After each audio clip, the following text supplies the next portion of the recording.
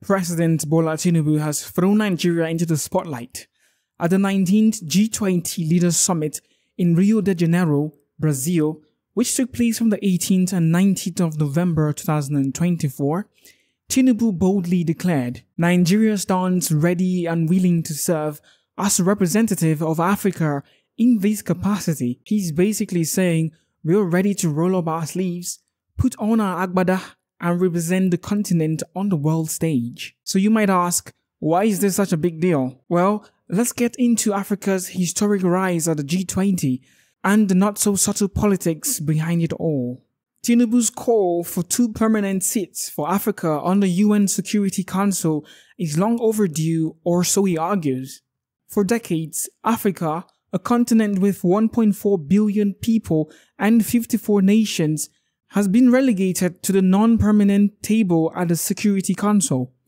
Meanwhile, the big boys, USA, China, Russia, UK, and France, hold the permanent seats, veto powers, and all the global clouts. Global diversity, Tinubu said, requires better representation. And it's a fair point.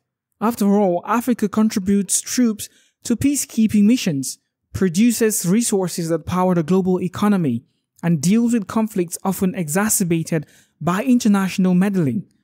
So why shouldn't Africa have a permanent say in global peace and security?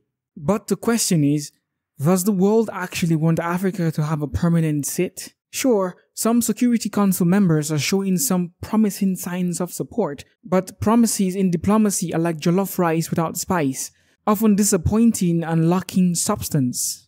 Tinubu's speech also praised the G20 for granting the African Union permanent membership. It's a major win for Africa, no doubt, but let's not forget membership is one thing, influence is another.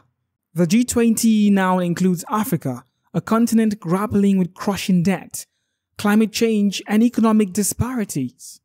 He emphasized the urgent need for reforms in global finance, trade, and taxation to bridge the gap between the global north and south. The current international tax system leaves developing countries at a disadvantage, he said.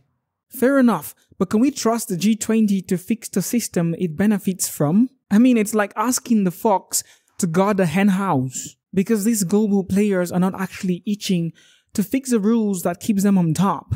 Amid his calls for global reform, African leaders lauded Brazilian President Lula da Silva for launching the Global Alliance Against Hunger and Poverty.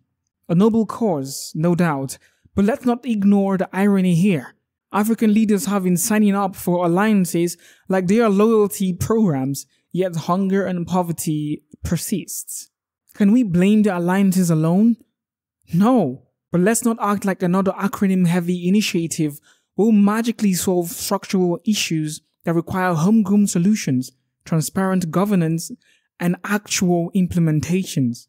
As South Africa prepares to host the 2025 G20 Summit, the first in African soil, expectations are quite high. This reflects Africa's growing ambitions to shape global policies from debt sustainability to global finance. But ambitions without strategy is like growing maize in the harmattan. It won't yield very much. For Africa to truly lead, we need a united front.